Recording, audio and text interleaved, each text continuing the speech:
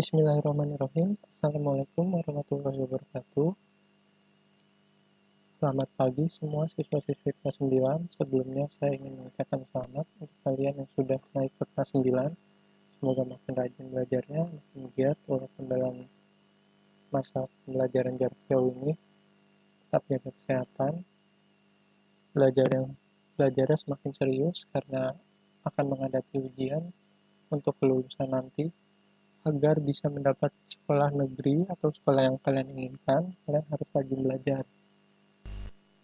Oke, lanjut ke materi.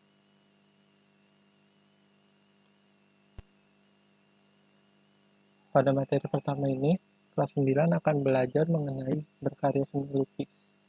Kompetensi dasarnya adalah 3.1 memahami konsep dan prosedur karya seni lukis dengan beragam media dan teknik. Kemudian 4.1-nya membuat karya seni lukis dengan beragam media dan teknik. Jadi kurang lebih kalian di bab pertama ini akan mempelajari tentang bagaimana konsep, prosedur, dan teknik-teknik atau media yang akan digunakan dalam berkarya seni lukis. Kemudian kalian juga akan membuat karya seni lukis dengan media yang nanti akan kita sepakati bersama mungkin. Oke, lanjut ke materi. Yang pertama, pengertian seni lukis. Menurut Sudarso, lukis adalah kegiatan mengolah medium dua dimensi atau permukaan datar dari objek tiga dimensi untuk mendapatkan kesan tertentu dengan melibatkan ekspresi dan emosi, dan juga gagasan pencipta secara penuh. Jadi, kurang lebih melukis itu adalah mengaplikasikan apa yang ada di benak kita tentang imajinasi, ide, dan juga ekspresi, bahkan juga emosi, itu dituangkan ke dalam media datar yang berbentuk dua dimensi, baik itu kanvas, kertas, maupun tembok juga bisa diaplikasikan, atau papan juga bisa, kurang lebih seperti itu. Selain itu, seni lukis ini juga termasuk ke dalam golongan seni rupa dua dimensi. Kenapa dikategorikan dua dimensi? Karena dalam seni lukis ini hanya dapat dinikmati dari satu sisi saja. Kita lanjut ke tema dan aliran. Dalam seni lukis ini, kita mengenal istilah tema dan aliran. Apa yang dimaksud tema sih? Tema atau konsep adalah gagasan, ide, atau pokok pikiran yang ada di dalam sebuah karya seni, baik dalam bentuk karya seni rupa dua dimensi maupun seni rupa tiga dimensi. Memahami tema yang ada pada sebuah karya seni rupa murni berarti kita dapat memahami tujuan penciptaan karya seni tersebut.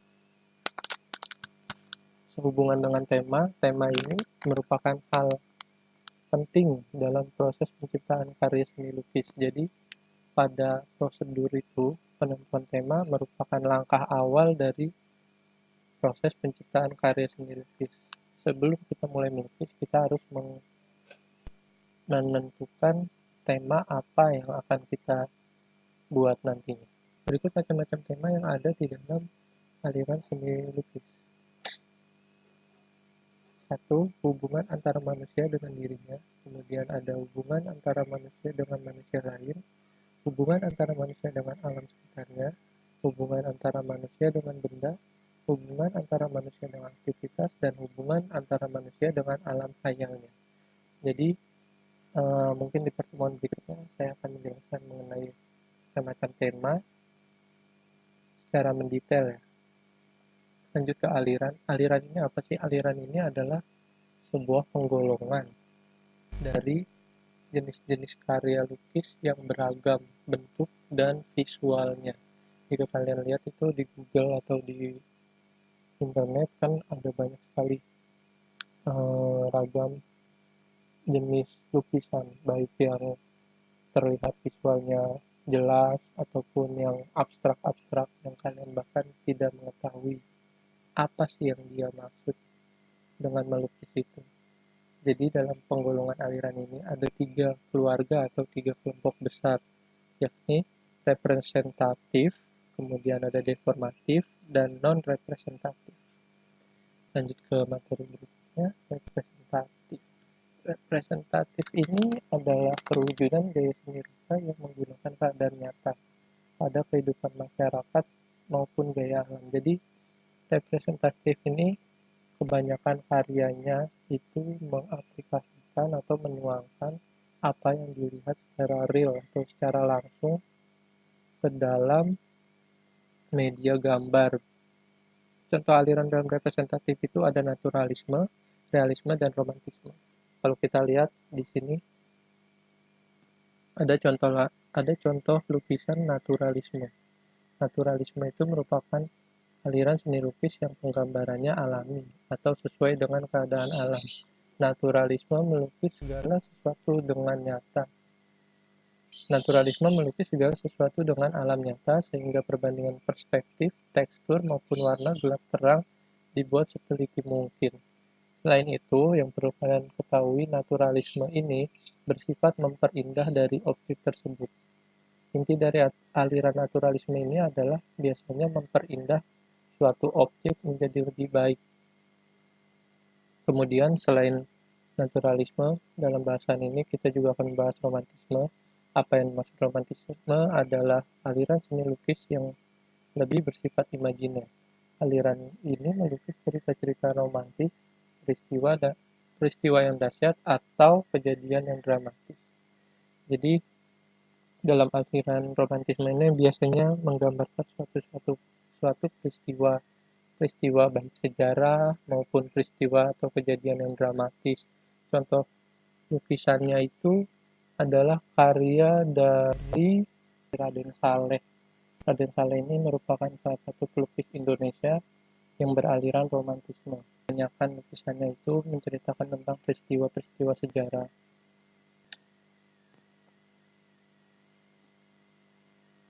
Oke, lanjut ke aliran reformatif. Dalam keluarga reformatif ini, kita mengenal beberapa aliran yang ada di dalamnya seperti ekspresionisme, impresionisme, surrealisme, dan kubisme. Reformatif sendiri bermakna perubahan bentuk dari asli sehingga menghasilkan bentuk baru namun tidak meninggalkan bentuk dasar aslinya. Salah satu contoh karya seni atau aliran yang berada dalam kelompok deformatif antara lain adalah ekspresionisme. Ekspresionisme sendiri adalah aliran seni lukis yang penggambarannya sesuai dengan keadaan jiwa sang perupa yang spontan pada saat melihat objek karyanya. Ekspresionisme ini hampir sama dengan karya aliran abstrak, namun yang membedakan abstrak itu biasanya cenderung non-figuratif. Non-figuratif itu artinya tidak berbentuk, tidak menyerupai apapun. Kalau di lukisan ekspresionisme ini, kalau dilihat, lukisan ini berbentuk menyerupai perahu. Sehingga masih dapat dikategorikan sebagai deformatif karena mempunyai sedikit figur masih bisa terlihat seperti perahu, sehingga dapat dikategorikan sebagai golongan aliran ekspresionisme. Di pertemuan berikutnya, saya mungkin akan membahas mengenai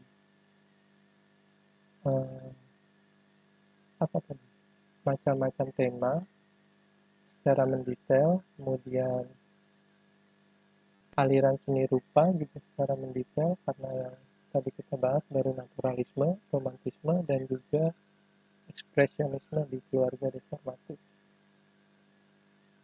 Di pertemuan berikutnya kita akan bahas itu, lalu ada juga tahapan atau prosedur dalam berkarya seni lukis. Saya juga akan menunjukkan video tentang tutorial atau prosedur pembuatan karya seni lukis. Saya kira cukup sekian untuk hari ini.